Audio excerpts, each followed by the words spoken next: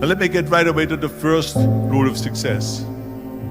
The first rule of success is to have a vision.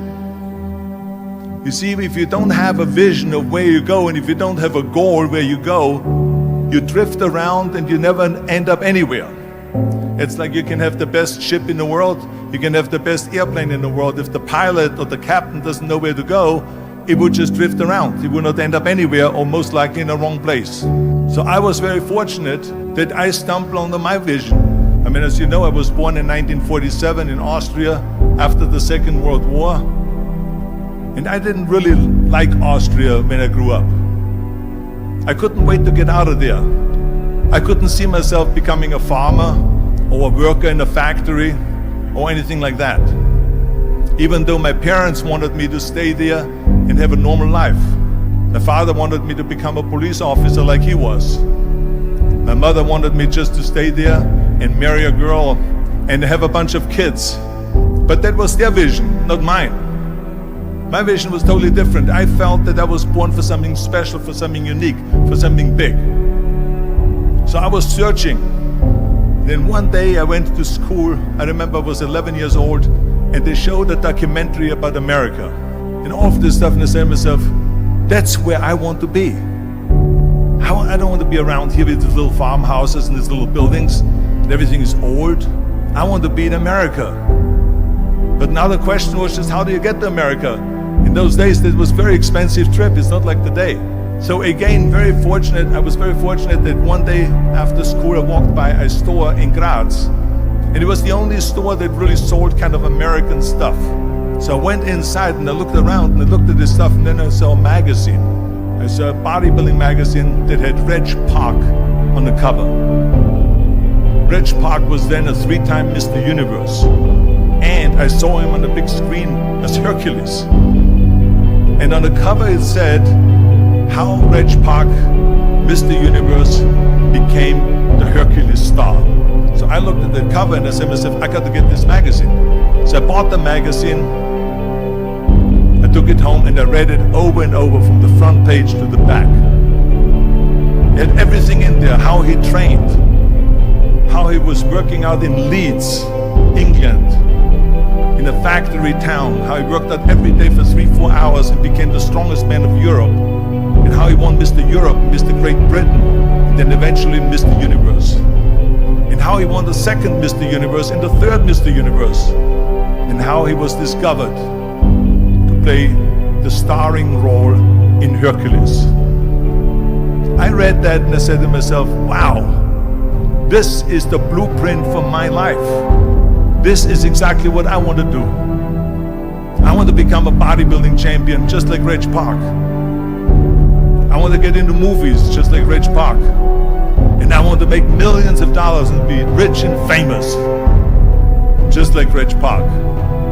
Do you know how great it felt that I knew where I was going? Imagine the majority of people don't know where they're going. I knew where I was going. So it was just a question of how do you do it? I was so relieved. Because when you have a goal, when you have a vision, everything becomes easy. So I knew where to go. So people always ask me, when they saw me in the gym in the pumping iron days, they said, why is it that you're working out so hard? 5 hours a day, 6 hours a day, and you have always a smile on your face. The others are working out just as hard as you do, and they look sour in the face. Why is that? And I told people all the time, I said, because to me, I'm shooting for a goal. In front of me is the Mr. Universe title. So every rep that I do gets me closer to accomplishing that goal, to make this goal, this vision turn into reality.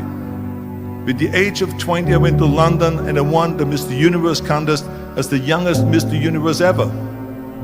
And it was because I had a goal. And this is no different than anything else, what I'm talking about. This is not just about bodybuilding. It was the same in acting.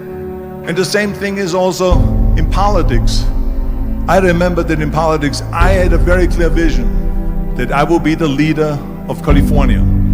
This is as far as I could go because I was not born in America, so I could not run for president. So being the governor of the 5th largest state was for me really the ultimate title, the ultimate accomplishment in politics. So even though people came up to me and says, why don't you go and run for something smaller, you're never gonna make it. I ran for governor, and then 2 months later I became governor of the state of California. Again, because I had a very clear vision what I'm gonna do with California. So let me tell you something, visualizing your goal and going after it makes it fun. You got to have a purpose no matter what you do in life. You got to have a purpose. So that's rule number 1, have a vision.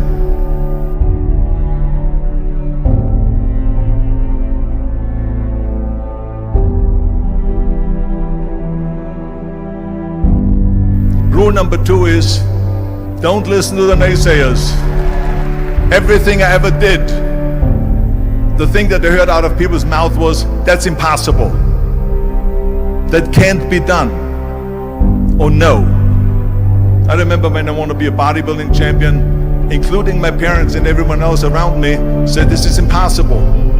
That is exactly what I heard, and of course I proved to the people that it can't be done. So whenever someone said to me, it can't be done, I heard it can be done. When they said no, I heard yes. And when they said it's impossible, I heard it is possible. Because I am a strong believer.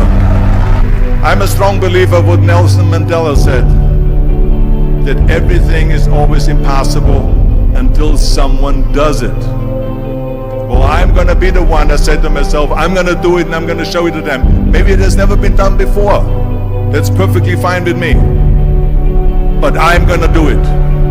And I did not listen to the naysayers. The same was also when I went into not just in bodybuilding, they said no.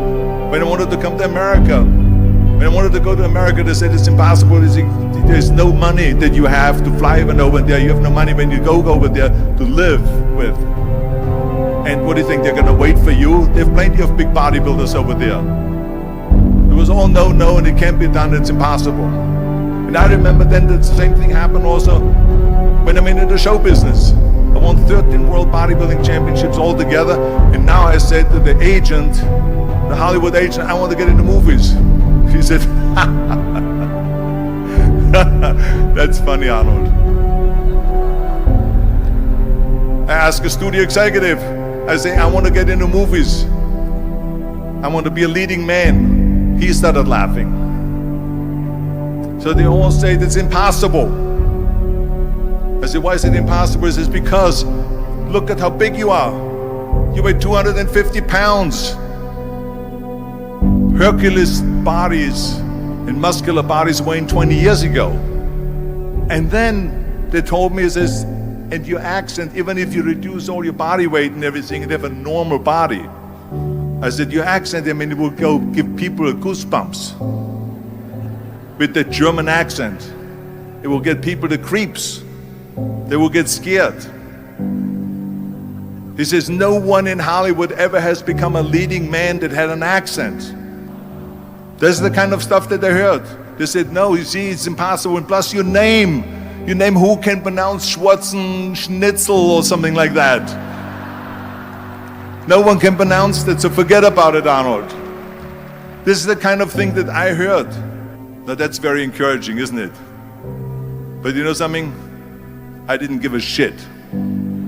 I said to myself, in bodybuilding I worked out 5-6 hours a day. I'm gonna do the same thing now for acting.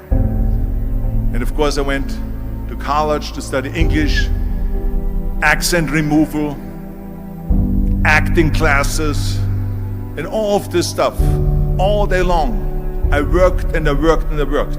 And within a short period of time, I made one movie called Hercules in New York, which of course went right into the toilet. But it didn't discourage me. I still had the same vision. And then all of a sudden, I was asked to star in Conan the Barbarian.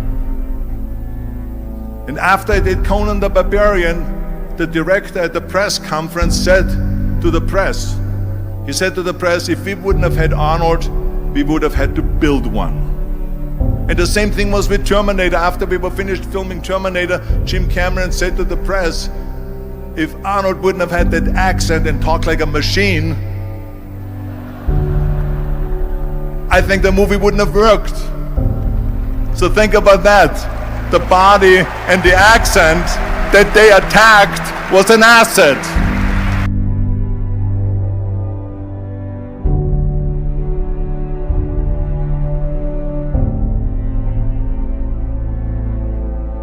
And the next thing, the third point that I'm going to make to you is work your ass off. There is no magic pill. There is no magic out there. You cannot get around. You have to work and work and work. And it drives me crazy when people say that they don't have enough time to go to the gym for 45 minutes a day and work out. Or to do something for 45 minutes to an hour a day to improve. If it is physically improve or if it is mentally to improve. Imagine you read 1 hour a day about history. How much you will learn after 365 hours in 1 year. Imagine if you will work on the business, on some business that you want to develop every day for an hour. Imagine how further along you will go and get. So it drives me nuts because we have, when people say we don't have the time, we have 24 hours a day. We sleep 6 hours a day, so that gives you still 18 hours. So there's someone shaking their head out here in front to say probably, I don't sleep 6 hours, I sleep 8 hours, right? Or just sleep faster. So we have 18 hours a day. The average person works around 8 to 10 hours. So let's assume it's 10 hours, so we have 8 hours left. Then you travel around an hour a day, maybe 2 hours a day. So now you have still 6 hours left. What do we do with the 6 hours? Then we eat a little bit, then we schmooze a little bit, talk a little bit to people and all that stuff. But you can see how much time there is available if you organize your day. So you got to work hard. I mean, let me tell you something. When I went to America, I went to college. I went and worked out 5 hours a day. And I was working on construction. Because in those days in bodybuilding, there was no money. I didn't have the money for food supplements or anything. So I had to go to work. So I worked on construction. I went to college. I worked out in the gym, and at night from 8 o'clock at night to 12 midnight, I went to acting class 4 times a week. So I did all of that. There was not one single minute that I wasted. I became very friendly with Muhammad Ali in the 70s. And Muhammad Ali worked his butt off. And I saw it firsthand. And I remember that there was a sports writer that was there in the gym when he was working out and he was doing sit-ups. And they asked him, how many sit-ups do you do? And he said, I don't start counting until it hurts. Now think about that. He doesn't start counting his sit-ups until he feels pain. That's when he starts counting. That is working hard. And so you can't get around the hard work. It doesn't matter who it is.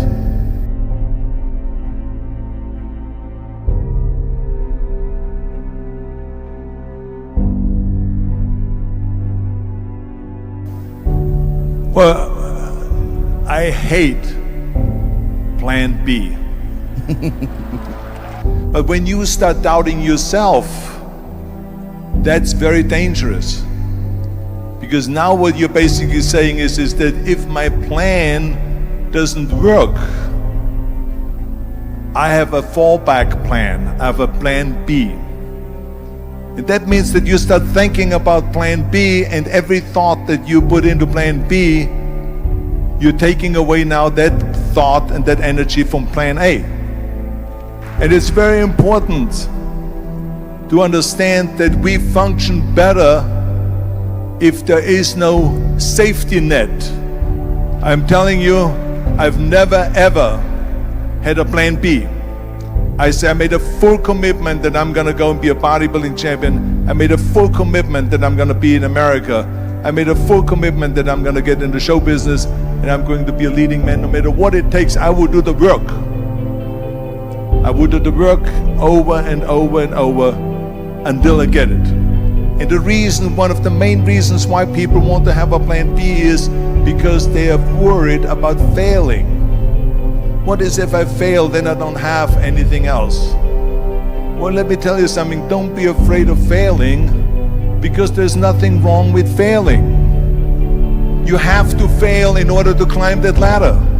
There's no one that doesn't fail. Michael Jordan said in one of his interviews, when they said, "You are unbelievable, you're the greatest basketball player of all times." I mean, tell me about that. And he says, "Well, you're just mentioning the successes."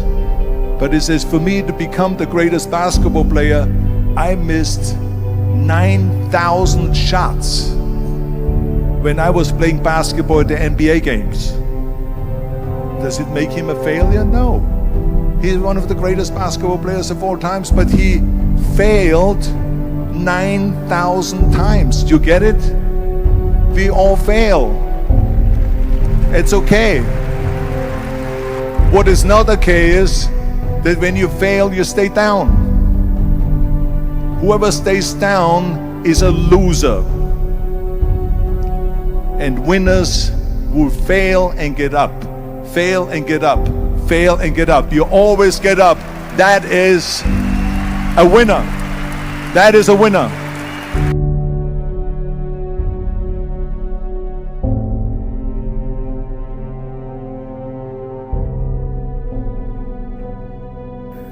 This is one of my 6 rules to success. You can only feel complete as a person if you think about what can you do for your fellow member around you that maybe needs help.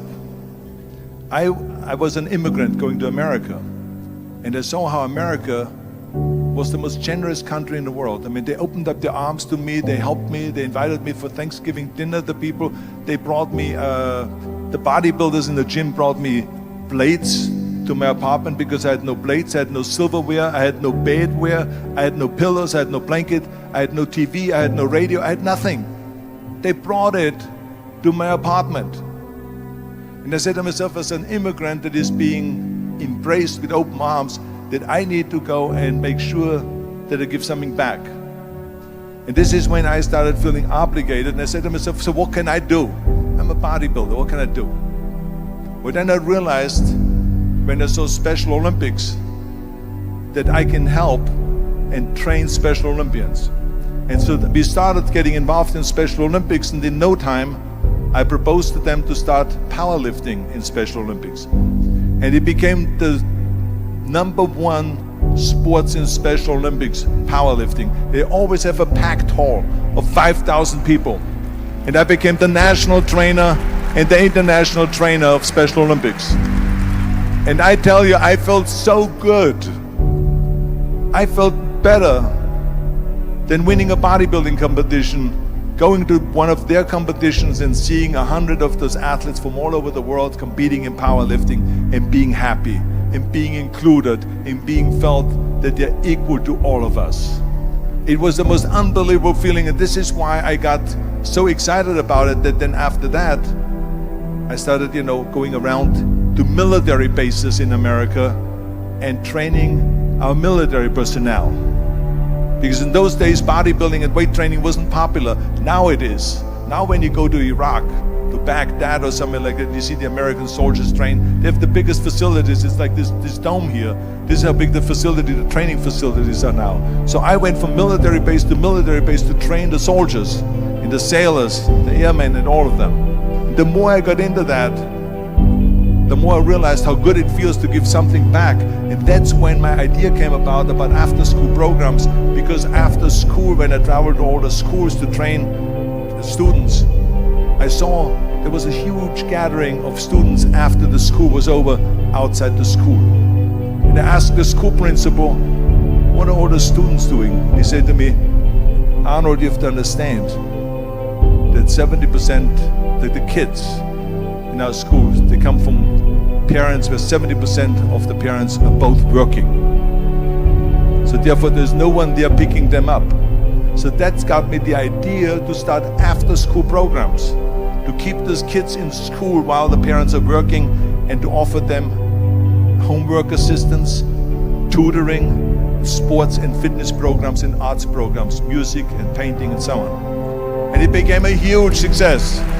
Then of course when 2003 happened, where there was a governor's race in California, I said to myself, now is my chance to jump in there and to really give everything. And people said to me, he says, are you crazy to run for governor? When you're governor, he says, you cannot go and make movies anymore. I mean, I know that you can't run the state and make movies. Of course not. He says, well, you would lose all these millions of dollars. I mean, you're getting 20, 25, 30 million dollars a movie, you will lose that. I say, I don't care. I say, all the money that I made is because of America. My success is because of America. Everything that I've accomplished is because of America. I say, so for me now to give something back for 7 years and not to make money makes no difference to me. I say, I'm gonna do it. And I jumped in the end of the race and did it. And let me tell you something, I'm not poor because those 7 years I didn't get paid. I'm perfectly fine. And it made me feel good that I could give back to America.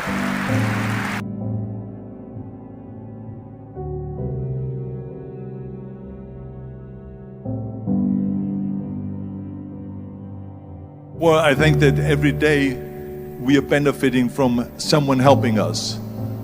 That's why I said earlier, there's no such thing as a self-made man. I mean, when you think about it, you're born and you need your parents to raise you. You need your teachers to teach you. You need your coaches to do sports. And so when I think about back of the people that helped me, I remember that everything I did always needed help. Think about it when someone says, Arnold, you're the greatest self-made man. I said, you can call me anything you want, but don't ever call me self-made man. I said, because I did not get to that point by myself. I mean, think about just to be successful in the movies. The only one that makes you successful in the movie is the people that go to see the movie. So how can you say to yourself, self-made man, when you need millions and millions and millions of people all over the world to go and see your movies? So people, then the press looks at it and says, this guy is a big box office success. It's the people, it's you. Imagine if Jürgen and I both think that we're self-made people and this hall right now is empty. No one here. Do you think this will be a successful conference? No. Who makes it successful is not him and me. We are just one little molecule that is added to the equation. But you are the ones that make this conference a successful conference. So thank you all of you for being here today. You are the ones that is making it big.